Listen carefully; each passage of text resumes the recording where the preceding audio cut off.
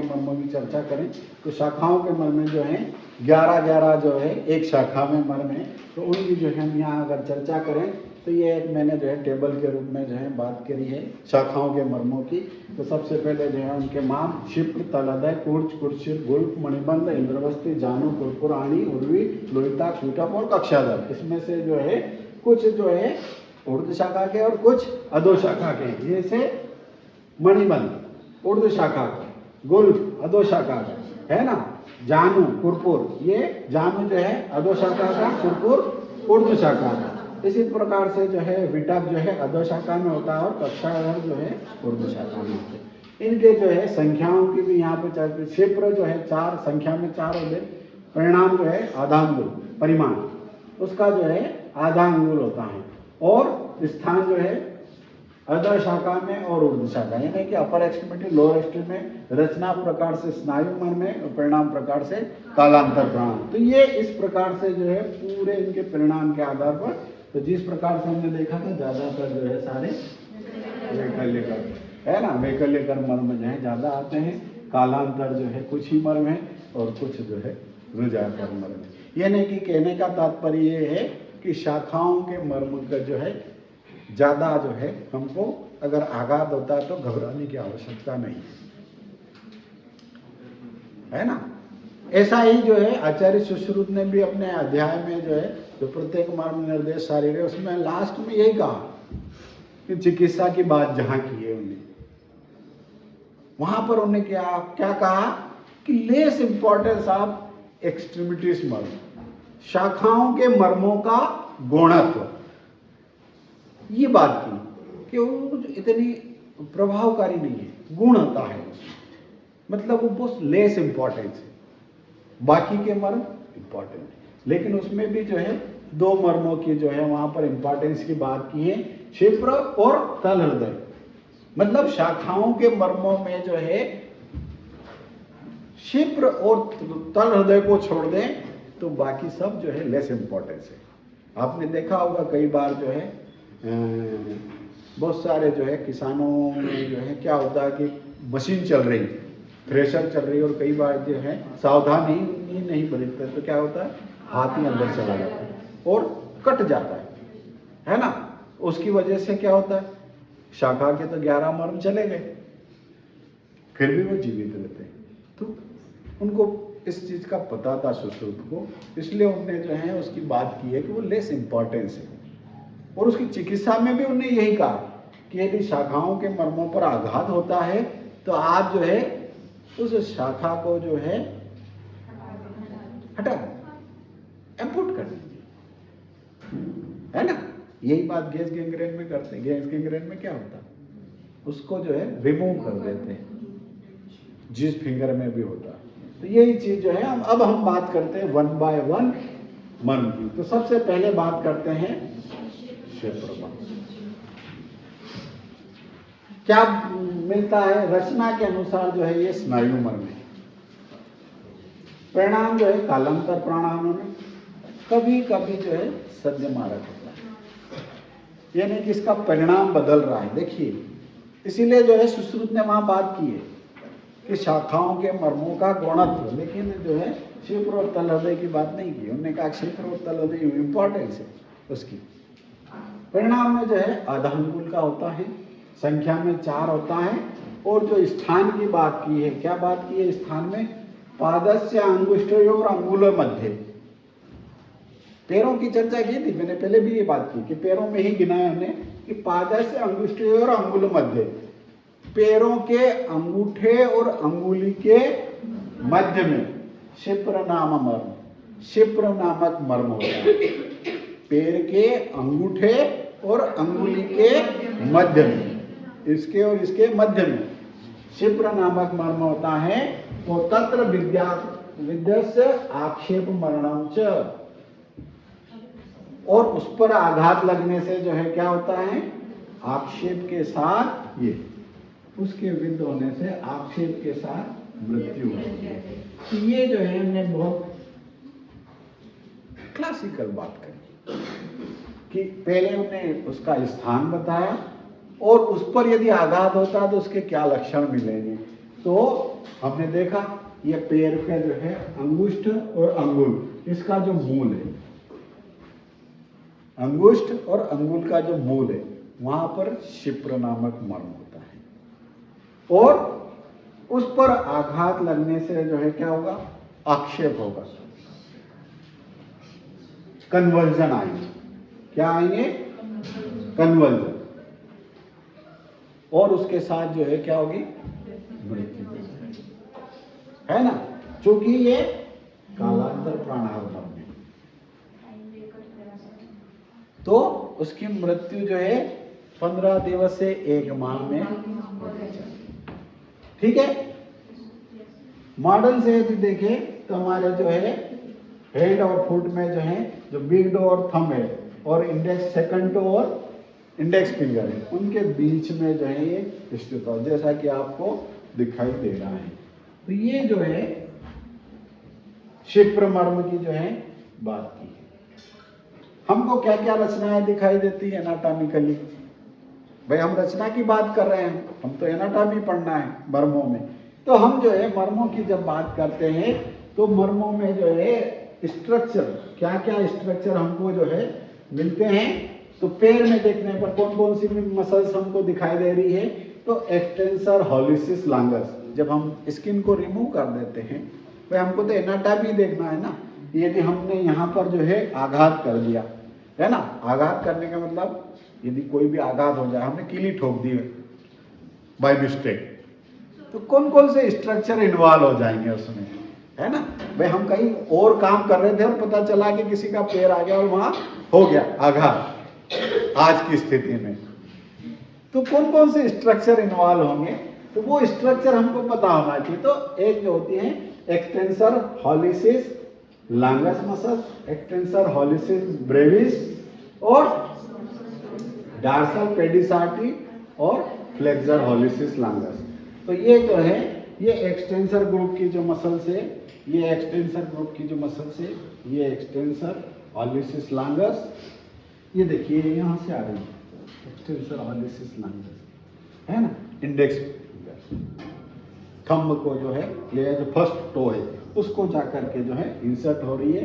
दूसरी जो मसल्स आ रही है हमारी tendon of the extensor hallucis Brevis,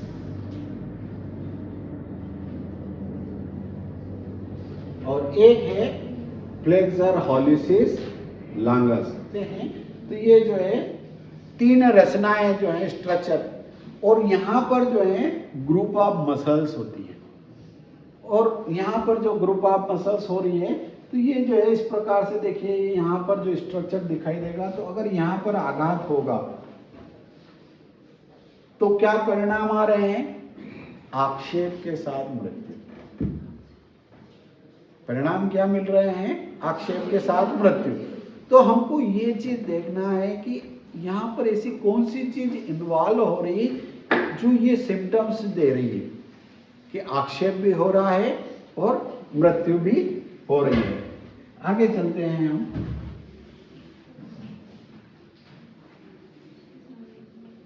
ये हमको फाइंड आउट हुआ, क्या फाइंड आउट हुआ,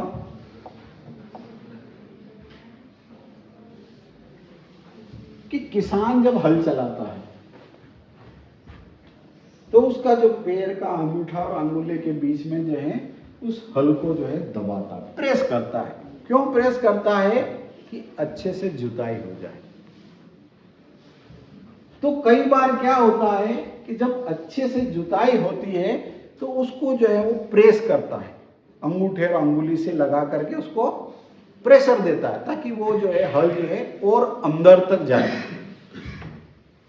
तो उसकी वजह से क्या होता है कि कई बार जो है एब्रेशन होने लगता है, वहां पर जो है वो स्किन रप्चर होने लगती है, पैर के अंगूठे और अंगुली के बीच की जो है वो रप्चर होने लगती है। और रप्चर होने से क्या होगा,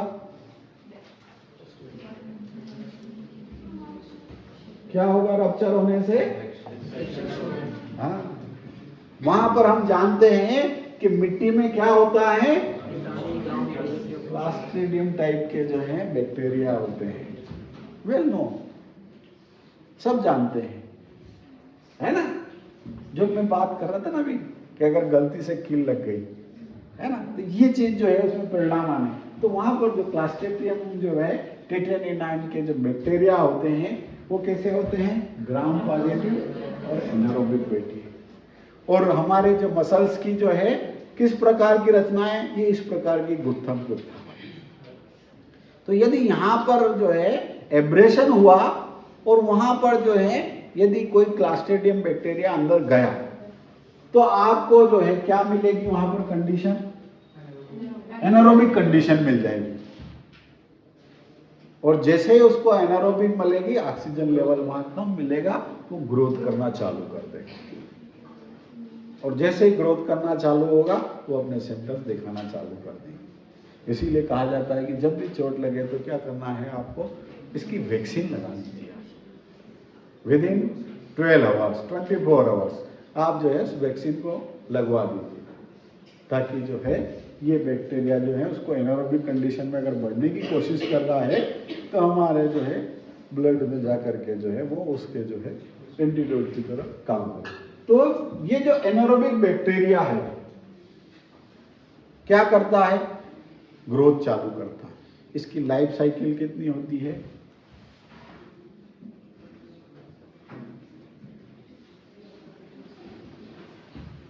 30 दिन की होती है। तो क्या परिणाम मिल रहा है उसका, कालांतर। क्या होता है उसमें, कन्वर्जन आते हैं, है ना। टेटनस में क्या होता है, कन्वर्जन आते हैं। अभी बात करेंगे, मॉडर्न की भी चर्चा करेंगे अपन। कन्वर्जन आते हैं और कन्वर्जन आकर के उस जो टेटनस बैक्टीरिया उसकी एक लाइफ साइकिल है 1 माह की, तो वो साइकिल पूरी करता है। जब एनारोबिक कंडीशन मिल जाती है तो वो धीरे धीरे सिम्टम दिखाना चलता है और जो है वो 1 माह तक जो है अपना वो करता है। और लक्षण क्या मिल रहा है हमको, आक्षेप। तो आक्षेप हो रहा है, जो सुश्रुत ने बताया है कि आक्षेप के साथ मृत्यु होना। तो यहाँ पर जो है कन्वर्जन हो रहा और बिल्कुल बॉडी जो है एकदम सारी मसल जो है स्ट्रेच हो जाती है और धनुष के आकार की जो है मुड़ जाती है। 1 महीने में जो है इस प्रकार की जो है बॉडी हो जाती है। ये लेटा हुआ है जमीन पर, लेकिन उसके जो है मसल सारी जो है स्ट्रेच होने की वजह से वो धनुष के आकार का जो है मुड़ जाता है। इसका शरीर जो है पूरा जो है धनुष के आकार का मुड़ जाता है। इसी को धनुर्वात कहते हैं। तो ये क्लास्ट्रीडियम जो है टिटेनी बैक्टीरिया की वजह से जो है पूरा जो है टिटनस शरीर में फैल जाता है और उसकी वजह से जो है ये लक्षण होते हैं। देखिए जो हम बात कर रहे थे वो यही है। यहाँ पर ये जो है फेटल डिजीज है, नर्वस सिस्टम इसमें इन्वॉल्व होता है और नर्वस सिस्टम इन्वॉल्व होने की वजह से जो है टॉक्सिसिटी जो है वो होती है। टॉक्सिसिटी की वजह से जो है नर्व टॉक्सिन्स जो है वो हो जाती है क्लास्ट्रीडियम टिटेनी बैक्टीरिया। और ये कहाँ मिलते हैं, ज़्यादातर मिट्टी में मिलते हैं। तो कहीं ना कहीं हमारे सुश्रुत जो है उस बात को जानते थे, कई बार उन्होंने देखा होगा कि ये इस प्रकार का जो है हो रहा है, तो उन्हें जो है क्षिप्र मर्म के संदर्भ में जो है ऐसा वर्णन किया हो सकता है। ये उसके जो है साइन सिम्टम्स, टिटनस के जो है क्या काज है, क्या सिम्टम्स है, सारे काज जो है वो सब जो है उसमें ही मिल रहे हैं कि ये बैक्टीरिया जो है सॉइल, डस्ट, डाइट, एनियल ड्रॉपिंग्स, इनमें जो है वो मिलता है। निश्चित है वो मिट्टी में मिलता है और मिट्टी के मिलने की वजह से जो है वो जो है ये सारा आकर के ये सारे सिम्टम्स आते हैं। क्या होता है सिम्टम्स में, black muscle spasm after the cause the arching known as the opisthotonos, पूरा जो है सब स्ट्रेच हो जाता है।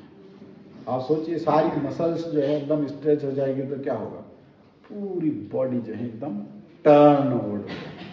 तो ये इस प्रकार के जो है सिम्टम्स जो है मिलते हैं। ये हमारा चूंकि विषय नहीं है, फिर भी हमने जो है उसको जो है प्रयास किया है। तो ये जो होगी अधोशाखा की बात। अब बात करते हैं हम उर्दू शाखा में। तो उर्दू शाखा की बात करें तो यहाँ पर जो है थंब, पोलेक्स और इंडेक्स फिंगर के बीच में कौन कौन सी रचनाएं थी? तो adductor pollicis longus, adductor pollicis Brevis, flexor pollicis Brevis और साथ में रेडियल आर्टरी। वहां पर डार्सल पेडिस आर्टरी मिल रही थी, यहाँ पे रेडियल आर्टरी। उसका जो परिणाम, बात सुश्रुत ने कहा ना कि शाखाओं के मर्मों का गौणत्व, लेकिन इंपॉर्टेंस ऑफ द शिप्र एंड तल हृदय मर्म। तो शिप्र और तल हृदय मर्म को अलग से क्यों वर्णन किया है, तो वो भी हम चर्चा जो है करेंगे। यानी कि ये रेडियल आर्टरी कहीं न कहीं और डार्सल पेडिस आर्टरी जो है इन्वॉल्व होती है, तो वो कैसे होती है उसकी भी हम चर्चा जो है आगे और करेंगे। तो ये जो मसल्स हैं, adductor pollicis longus, adductor pollicis Brevis, flexor pollicis Brevis और फर्स्ट डार्सल इंट्रोसियस जो आर्टरी होती है, ये सब जो है इसमें इन्वॉल्व है। ये एडक्टर ग्रुप की मसल्स जो है और फ्लेक्सर ग्रुप की मसल्स जो है यहाँ पर आकर के जो है ये एनारोबिक कंडीशन बनाती है और निश्चित है जो है ये टिटनस को जो है जन्म देती है। कैसे होता है जन्म टिटनस का? तो यहाँ पर हमने एक और एग्जाम्पल लिया है माली का, है ना। सब जानते हैं कि माली जो है गार्डनिंग का काम करता है, और गार्डनिंग का काम करता है तो क्या करता है, वो खुरपी चलाता है और वो बार बार जो है खुरकता रहता है, मिट्टी को अलट पलट हो जाए ताकि जो है उसके पौधे जो है गार्डन में बहुत अच्छे से विकसित होते। तो यहाँ पर भी जो है हमने जो है वही बात की कि जो गार्डनिंग में जो है खुरपी चलाता है, तो ये जब बार बार चलाएगा दिन भर तो क्या होगा, यहाँ की जो है स्किन जो है रप्चर होगी। तो ये अंगुष्ठ और अंगुली के जो है मध्य में जब यहाँ पर बार बार रप्चर होगा तो निश्चित है कि वो मिट्टी में ही काम कर रहा, और यदि मिट्टी में जो है टिटनस के अगर बैक्टीरिया हुए, क्लस्ट्रीडियम टिटेनी, और यदि वो अंदर इंट्रोड्यूस की थी तो फिर से वही बात कि उनको जो है एनारोबिक कंडीशन मिलेगी, और एनारोबिक कंडीशन मिलने से क्या होगा, ग्रो करने लग जाएगा, टिटनस होगा, आक्षेप होगा और मृत्यु हो जाएगी उसकी। तो ये जो है कहीं ना कहीं हमारे सुश्रुत जो है इसको जानते थे, इसलिए जो है हमने इस बात की जो है बात यहाँ पर की है। जो मैं बात कर रहा था आपको कि उसका जो है परिणाम भी बदल जाता है। ये शिप्र और तल हृदय के बारे में ही बात की है कि शिप्र और तल में शिप्राणि विद्यमात्राणि हन्ति कालांतरणे च।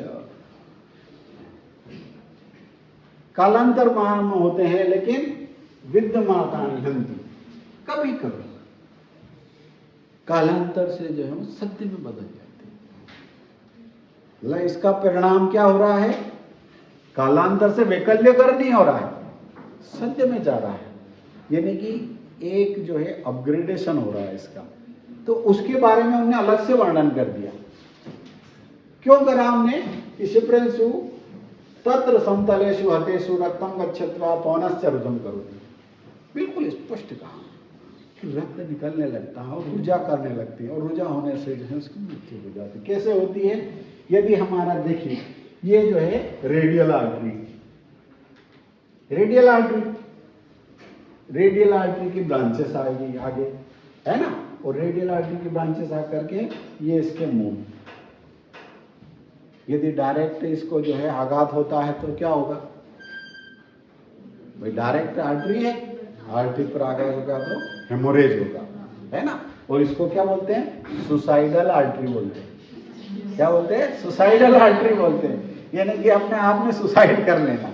यदि इस आर्टरी पर आघात होगा तो ब्लड जो है लॉस होगा, और ब्लड लॉस होने की वजह से जो है जो कालांतर में मृत्यु हो रही थी वो सद्य में बदल जाएगी। इसी प्रकार से जो डार्सल पेडिस आर्टरी है, वो डार्सल पेडिस आर्टरी की ब्रांच जो है ये यहाँ पर जो है अधोशाखा में भी वही बात होगी। यदि यहाँ पर ये आघात होगा तो क्या होगा, डार्सल पेडिस आर्टरी रप्चर होगी। डार्सल पेडिस आर्टरी जो है फिमोरल की ब्रांच, फिमोरल एओर्टा की ब्रांच, यानी कि डायरेक्ट एओर्टा वाला ब्लड जो है बाहर निकलेगा, और हेमोरेज से जो है यदि हमने उसको नहीं रोका तो क्या होगा, इमीडिएट डेथ, यानी कि उसका परिणाम बदल रहा, कालांतर से सद्य में बदल जाए। तो ये जो है सुश्रुत का ऑब्जर्वेशन देखिए कितना माइन्यूट है कि वो जो है परिणाम कालांतर से सद्य में कैसे बदल गया। तो उनको कहीं ना कहीं ये चीज दिखी होगी, तो उन्होंने बाद में फिर से जो है आखिरी में वर्णन कर दिया कि शिप्राणो विद्य मात्राणी गंधी कालांतरणी। तो ये चीज जो है उनको पता था, इसलिए उन्होंने ये चीज को ऑब्जर्व किया। और ये जो है रेडियल आर्टरी और डॉर्सल पेडिस आर्टरी में यदि आघात हो जाएगा तो निश्चित है कि वो जो है कालांतर से सद्य मारक हो जाएगा। और जो वो बताया ना आक्षेप के साथ मृत्यु, वो भी बात जो है यहाँ पर नहीं प्रूव होती इस प्रकार से। ये हमारी माइथोलॉजी आप शिप्र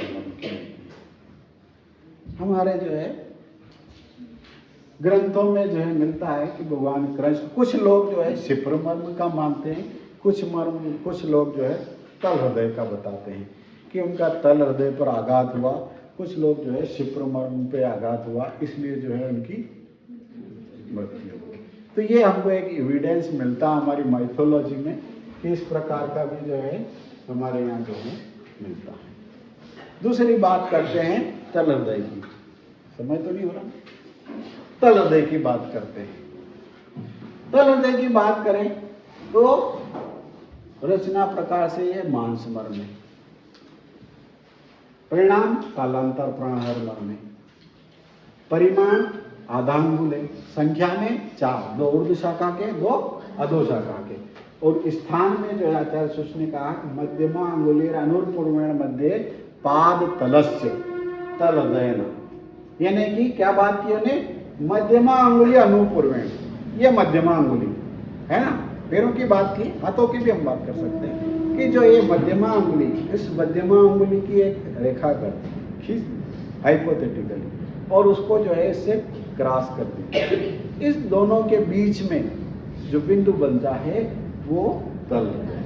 जैसे आपकी मध्यमा अंगुली और इसको क्रॉस कर दिया, इसको और इसको क्रॉस कर दिया, और सिंपल वे में कहें तो ये हमारी जो है मिडिल फिंगर, इसको जो है आप टर्न करके और ये कर लीजिए, ये जहां पर जो है मिलती है तल हृदय, ये जहां पर मिल रही है वो तल हृदय, तो ये तल हृदय मर्म।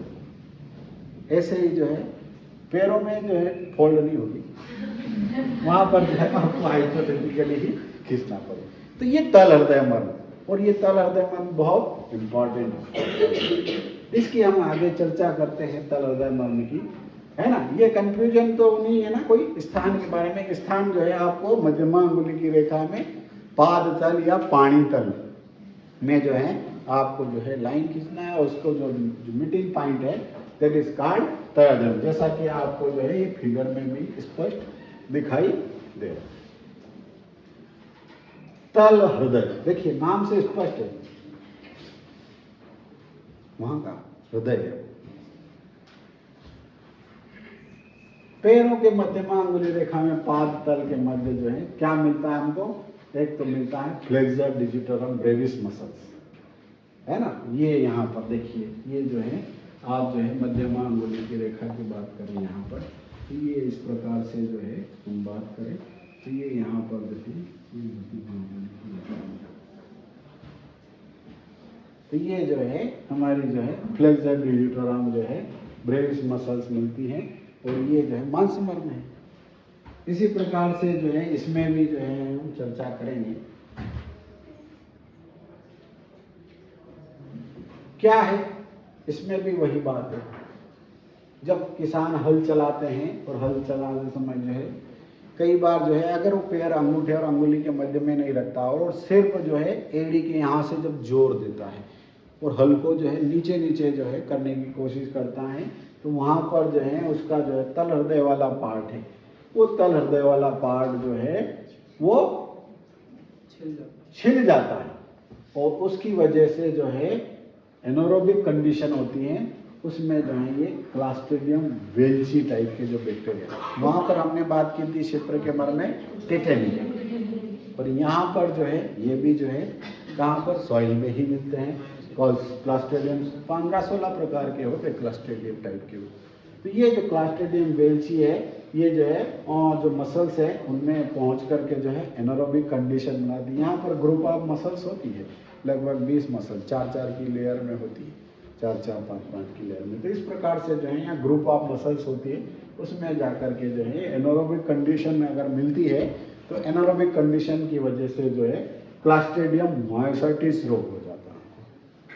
क्लास्ट्रीडियम मायोसाइटिस होता जो कि गैस गैंग्रेन के द्वारा जो है होता है। इस प्रकार के गैस गैंग्रेन होते हैं और ये जो है क्लास्ट्रीडियम मायोसाइटिस। इस प्रकार से जो है क्लास्ट्रीडियम वेल्ची बैक्टीरिया जब आते हैं एनारोबिक कंडीशन में जो है गैस गैंग्रेन बनाते हैं और गैस गैंग्रेन की वजह से जो है बहुत ज़्यादा पीड़ा उत्पन्न होती है और कई बार जो है इतनी पीड़ा होती है कि पीड़ा की वजह से ही मृत्यु हो जाती है।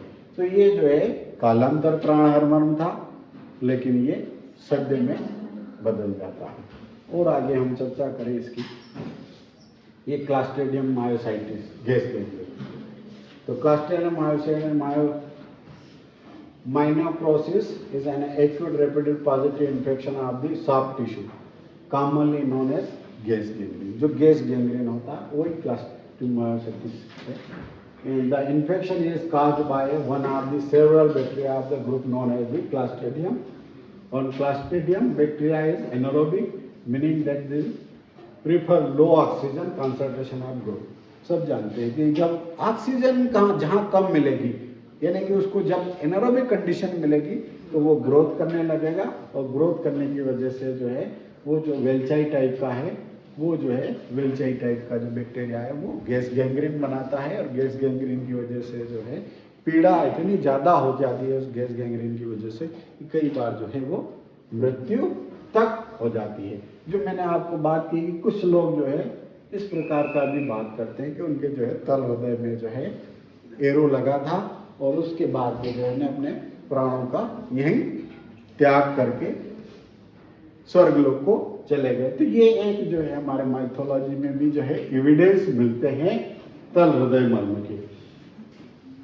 इसके अलावा हमको जो है कि उनको जो है सूली पे चढ़ाया गया था, तल हृदय मर्मों पर जो है आघात हुआ और ये भी हमको जो है एक एविडेंस मिलता है। देखिए किस प्रकार से जो है इंजरी होती है तल हृदय मर्म की। तो इसके बारे में जो है ये जो है फ्रंट व्यू और ये सारा जो है इसमें किस प्रकार के जो है एरोज वो होते हैं, तो उस प्रकार का जो है और उससे जो है किस प्रकार से डेथ में कन्वर्ट होती है। तो ये जो है तल हृदय मर्म से जब यहाँ पर होगी तो धीरे धीरे धीरे जो है आपकी मसल्स जो है स्ट्रेच होने लगेगी। कहाँ की? ये जो है हमारी जो है स्टर्नोक्लेस्टोमेटाइड और ये जो है चेस्ट रीजन की सारी मसल, पेक्टोरियस रीजन मसल की, ये सब जब इस प्रकार से जो है वो होने लगेगी तो धीरे धीरे जो है कहाँ पहुँचेंगे हम? इस कंडीशन में पहुँच जाएंगे।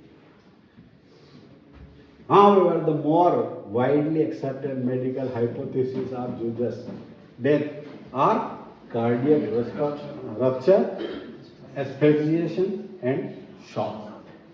ये जो है ऐसा एक मान्यता है। आप चाहें तो उसको जैसे आप नेट पर सर्च करेंगे तो आपको सबसे पहले यही चीज़ मिलेगी कि जीसस क्राइस्ट की जो मृत्यु है वो जो है कार्डियक रप्चर की वजह से हुई। और कार्डियक रप्चर कैसे हुआ? जब बहुत समय तक उनको सूली पे लटकाया गया तो उसकी वजह से जो है क्या हुआ कि ये मसल्स में जो है स्ट्रेसनेस आया, उसकी वजह से जो है ये जो है आपके लंग्स और ये जो है पूरे वो कोलेप्स होने लग रहे। वहाँ पर जो है जैसे ही मसल्स में जो है वो स्ट्रेसनेस होने लग गई तो वो जो है सीधा सीधा कहाँ पर आया? हमारे चेस्ट रीजन पर। और उसकी वजह से जो है सीधे सीधे जो है हार्ट पर इफेक्ट आया, और जिसकी वजह से जो है उन्होंने जो बात की है कार्डियक रप्चर और एस्फिक्सिएशन की जो बात की और शॉक, ये जब दोनों हो जाएंगे तो शॉक कंडीशन में आ जाएंगे और इस प्रकार से जो है मृत्यु को प्राप्त होते हैं। तो ये इस प्रकार की जो है चर्चा जो है शिप्र और तल हृदय की मिलती है।